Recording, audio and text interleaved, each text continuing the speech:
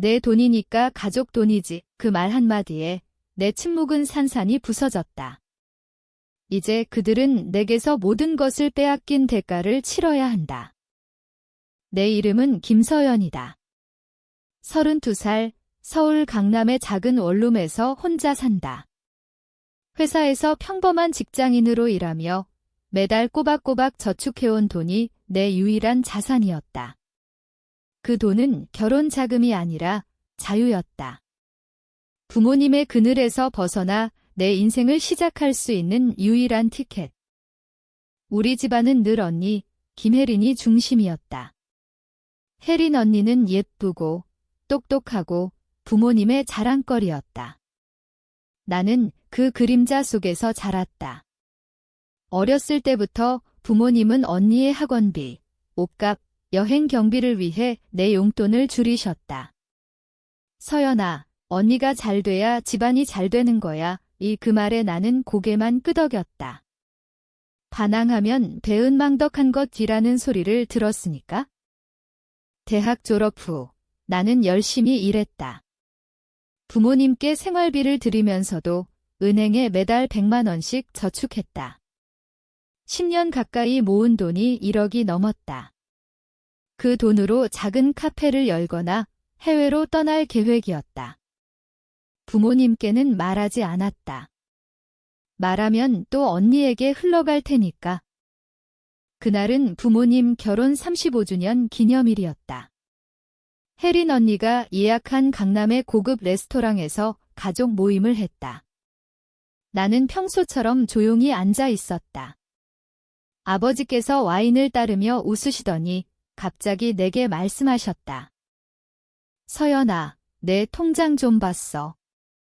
심장이 덜컥 내려앉았다. 어떻게 아셨을까? 내가 비밀번호를 바꾼 지 얼마 안 됐는데. 언니 사업이 어려워서 잠깐 빌린 거야? 내 돈이니까 가족 돈이지. 나중에 갚을게. 혜린 언니는 고개를 숙인 채 아무 말도 하지 않았다. 어머니는 서연이 이해할 거야 하시며 내 손을 잡으셨다. 하지만 그 손은 차가웠다. 내 통장을 확인해 보니 1억 2천만 원이 거의 다 빠져나가 있었다. 언니의 뷰티숍 확장 자금으로. 왜 제 허락 없이? 내 목소리가 떨렸다. 아버지께서 눈살을 찌푸리시며 말씀하셨다. 가족인데 허락이 왜 필요해? 내가 혼자 사는 거 알잖아. 언니는 결혼도 하고 애도 낳을 텐데 너처럼 이기적으로 살지 마. 이기적. 그 단어가 가슴을 찔렀다. 나는 늘 양보했다. 언니의 대학 등록금, 언니의 해외 연수, 심지어 언니의 결혼식 비용까지. 나는 결혼도 안 하고 애도 없고 그냥 조용히 살았다. 그런데 이기적이라고? 집으로 돌아오는 길, 택시 안에서 눈물이 났다. 분노가 아니라 허탈함이었다. 왜 나는 늘 희생자여야 하나? 왜 내 인생은 가족의 보험처럼 쓰이는 걸까? 그날 밤, 나는 통장을 확인하며 앉아 있었다. 남은 돈은 500만 원도 안 됐다. 언니의 사업은 이미 망할 조짐이 보였다. 온라인에서 검색해보니 비슷한 뷰티숍들이 경쟁으로 무너지고 있었다. 부모님은 그걸 알면서도 내 돈을 쏟아부은 거다. 침묵은 여기까지였다. 더 이상 참지 않기로 했다. 그들은 내 인생을 빼앗았고 이제 나는 그들의 인생을 돌려받을 차례였다. 며칠 후 나는 변호사를 만났다. 가족 간 거래라도 허락 없이 돈을 빼간 건 절도나 다름없다고 했다. 증거를 모으기 시작했다. 부모님의 통장 내역, 언니의 사업 서류. 동시에 내 계획을 세웠다. 단순한 소송이 아니다. 그들이 나를 배신한 만큼 철저하게 갚아줄 계획. 먼저 언니의 사업을 조사했다. 세금 탈루 흔적이 있었다. 아버지께서 퇴직금으로 도와준 돈도 불법 대출처럼 보였다. 나는 익명으로 국세청에 제보할 준비를 했다. 하지만 그건 시작일 뿐이었다. 부모님의 집, 그 집도 내 돈으로 산 거였다. 내가 대학 다닐 때 보낸 생활비, 부모님께 드린 돈이 모여서 증거를 찾으면 그 집도 내 몫을 주장할 수 있다. 밤마다 잠이 오지 않았다. 분노가 가슴을 태웠다. 혜린 언니의 얼굴이 떠오를 때마다 어린 시절의 기억이 스쳤다. 언니가 내 장난감을 빼앗고 부모님께 울며 고자질할 때 나는 늘 혼났다. 동생이니까 양보해. 이제 양보 끝이다. 계획은 천천히, 하지만 확실하게 진행됐다. 먼저 직장을 그만뒀다. 복수에 집중하기 위해 남은 돈으로 작은 사무실을 빌려 프리랜서처럼 위장했다. 실제로는 조사와 준비에 몰두했다. 언니의 뷰티숍을 직접 방문했다. 고객으로 가장하고 혜린 언니는 나를 보자 반갑게 웃었다. 서연아. 오랜만이야. 여기 앉아봐. 새 메뉴로 서비스해줄게. 그 미소 뒤에 숨겨진 죄책감이 느껴졌다. 아니, 죄책감조차 없을지도 모른다. 언니는 늘 그랬다. 자기중심적이었다. 시술 받으며 대화를 유도했다. 사업이 어렵다는 말, 부모님의 도움, 내 돈에 대한 이야기. 녹음했다. 모든 걸. 엄마 아빠가 서연이 통장 좀 썼대. 미안해. 나중에 갚을게. 언니의 목소리가 가벼웠다. 미안함이 아니라 당연한 듯. 집으로 돌아와 녹음을 들으며 이를 갈았다. 나중에 갚을게. 그 돈으로 산 명품 가방을 메고 다니면서 다음 타깃은 부모님.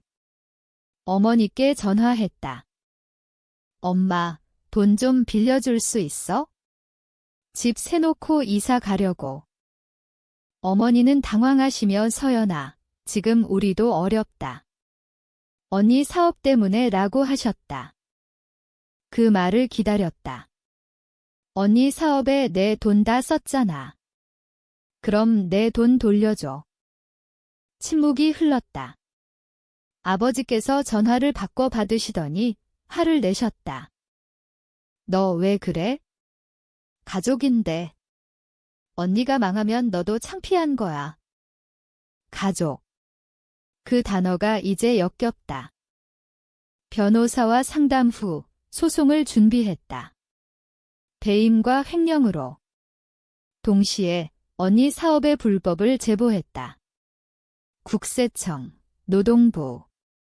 직원들이 임금 체불당한 증거도 모았다. 언니의 숍이 세무조사를 받기 시작했다. 소문이 퍼졌다. 고객이 줄었다. 언니가 부모님께 울며 전화하는 걸 알았다. 내게도 연락이 왔다. 서연아, 제발 누가 제보한 것 같아. 너 알아? 나는 모르는 척했다. 언니 사업이 왜? 잘 되던데. 언니의 목소리가 떨렸다. 처음으로 공포를 느꼈다. 부모님도 불안해하셨다. 집으로 불렀다. 오랜만에 가족 모임. 나는 웃으며 갔다. 식탁에서 아버지께서 말씀하셨다. 서연아, 우리 잘못했어.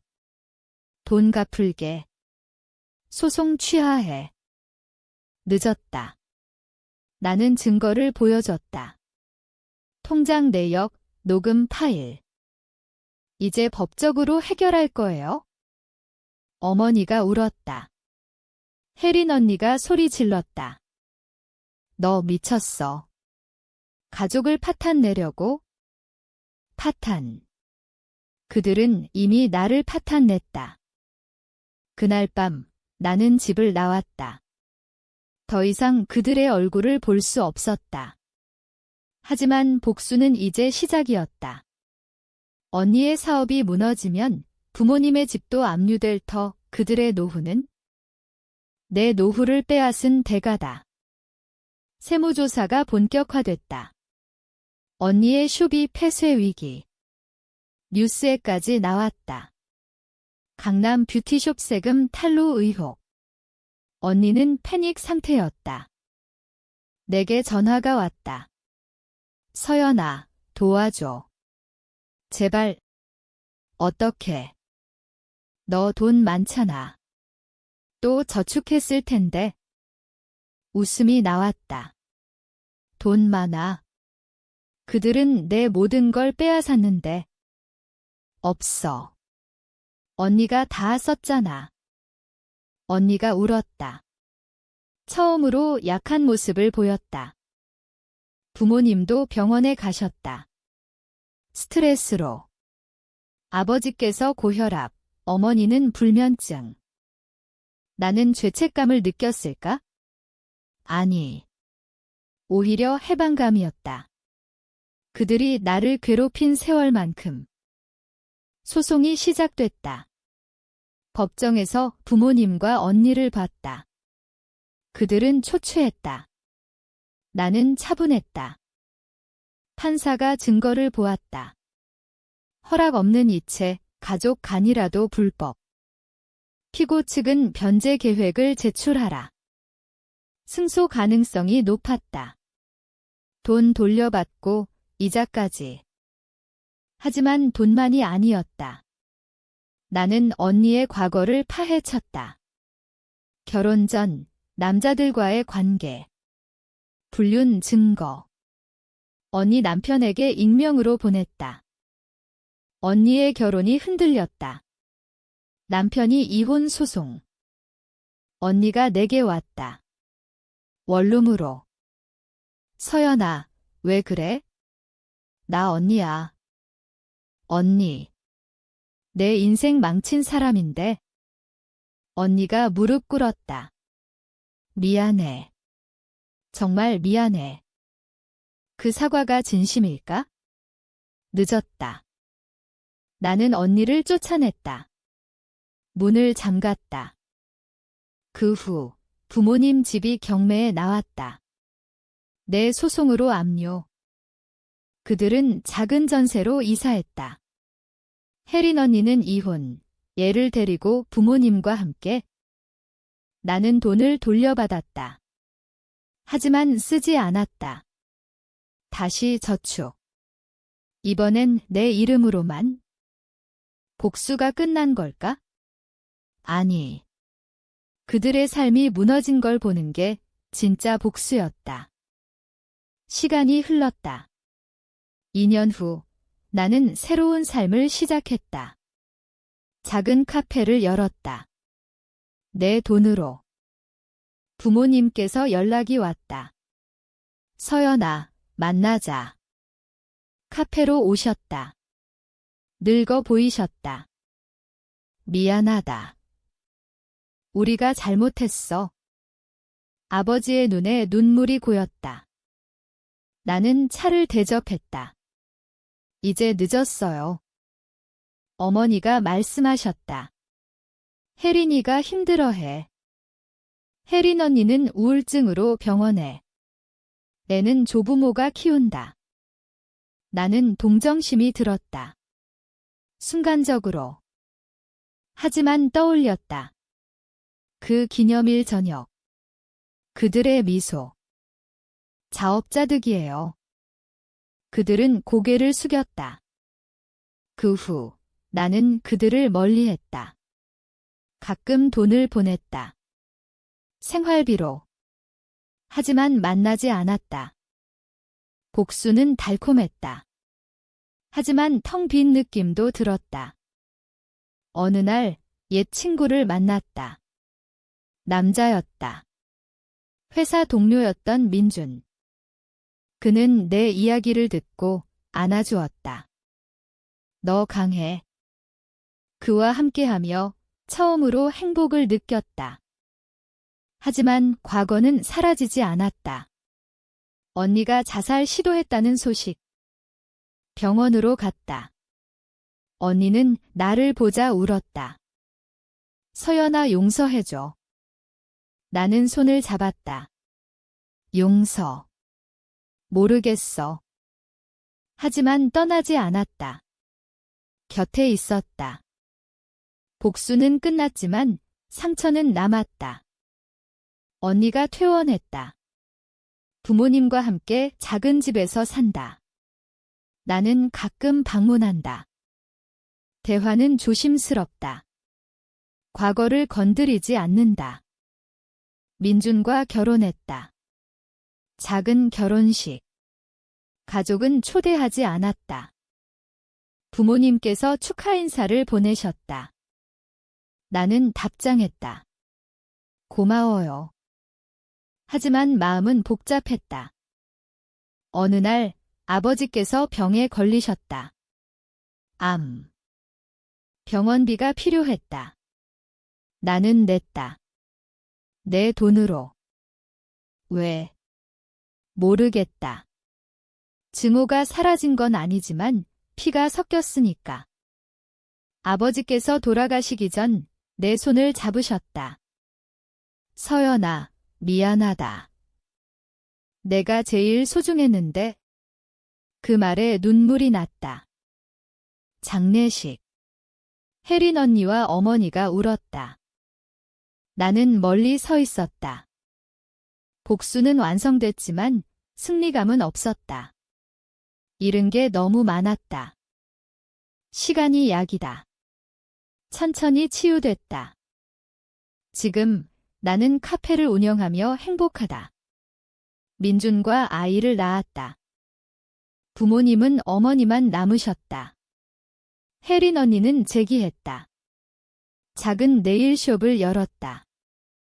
가끔 만난다. 어색하지만 대화한다.